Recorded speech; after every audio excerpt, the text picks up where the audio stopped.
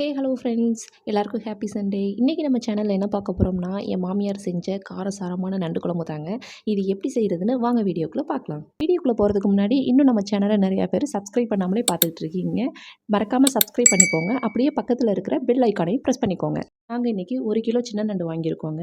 இதை நல்லா க்ளீன் பண்ணிவிட்டு கடாயில் லைட்டாக எண்ணெய் விட்டு கொஞ்சமாக சோம்பு போட்டு இதை நல்லா வதக்கிக்கலாங்க. இதை பிஃபோராகவே நம்ம வதக்கி வச்சுக்கிட்டோம்னா நம்ம கொஞ்சம் லேட்டாக கூட குழம்பு வச்சுக்கலாங்க. இப்போ நண்டு வதக்கி ஒரு புறம் இருக்கட்டுங்க. இதுக்கு தேவையான தக்காளி, வெங்காயம் அரிஞ்சிக்கலாம். நான் இன்றைக்கி 10லேருந்து 15 சின்ன வெங்காயம், 3 தக்காளி, ஒரு 4, 5 பச்சை மிளகா, 10லேருந்து 15 பல்லு பூண்டு, கொஞ்சமாக மிளகு எடுத்து நச்சு வச்சுக்கலாங்க. இப்போ கடாயில் 2 டேபிள் ஸ்பூன் எண்ணெய் விட்டு கொஞ்சமாக வெந்தயம், சோம்பு சேர்த்துக்கலாங்க. வெந்தயம், சோம்பு நல்லா பொரிஞ்சதுக்கப்புறம் கருவேப்பிலை போட்டுக்கலாங்க. இது கூட நம்ம கட் பண்ணி வச்சுருக்க பச்சை மிளகா, வெங்காயம் இது 2யும் போட்டு நல்லா வதக்கிக்கலாங்க. வெங்காயம் நல்லா வதங்கட்டும். இந்த அளவு வதங்கினதுக்கப்புறம் நம்ம கட் பண்ணி வச்சுருக்க தக்காளி இதையும் இது கூட ஆட் பண்ணி வெங்காயம், தக்காளி வதங்குறதுக்கு அளவுக்கான உப்பு சேர்த்துக்கலாங்க. இப்போது தக்காளி நல்லா வதங்கட்டும். இதுக்கு தேவையான மசாலா ரெடி பண்ணிடலாங்க. இந்த குழம்புக்கு 2 மசாலா தாங்க சேர்க்க போகிறோம். மிளகாய்த்தூள், மல்லித்தூள். மிளகாய்த்தூளோட மல்லித்தூளோட மெஷர்மெண்ட் கம்மியாக இருக்கணுங்க. நாங்கள் இன்றைக்கி 2 ஸ்பூன் மிளகாய்த்தூள், 1 ஸ்பூன் மல்லித்தூள். ஆல்ரெடி குழம்புல மிளகு வேற சேர்க்க போகிறோம். அதனால உங்கள் காரத்துக்கு தகுந்த மாதிரி மிளகாய்த்தூள் சேர்த்துக்கோங்க. இப்போ இது 2யும் தண்ணி தெளித்து எடுத்துக்கலாங்க. இதை வெங்காயம், தக்காளி வதக்கி வச்சுருக்கோம் இல்லையா, அது கூட சேர்த்து அந்த மசாலாவோட பச்சை வாசனை போகிற அளவுக்கு நல்லா வதக்கிக்கணுங்க.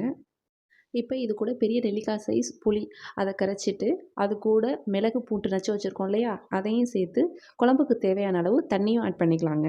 குழம்பு கொதிக்கிறதுக்கு முன்னே நம்ம வதக்கி வச்சுருக்கோம் இல்லையா நண்டு, அதையும் இது கூட சேர்த்து ஃபைனலாக குழம்புக்கு தேவையான உப்பு, புளிப்பு, காரம் இது எல்லாமே கரெக்டாக இருக்கான்னு பார்த்துக்கலாம். இப்போ மூடி போட்டு 10 நிமிஷம் கொதிக்கட்டுங்க. இது கொதிக்கிற கேப்பில் எங்கள் அத்தை வாமா இளநீ குடிச்சிட்டு வரலான்னு கேட்க, அடடா நமக்கு இது யோசனை இல்லாமல் போச்சேன்னு 2 பேர் இளநீ குடிச்சிட்டு வரதுக்குள்ள இங்கே குழம்பு ரெடி ஆயிடுச்சுங்க.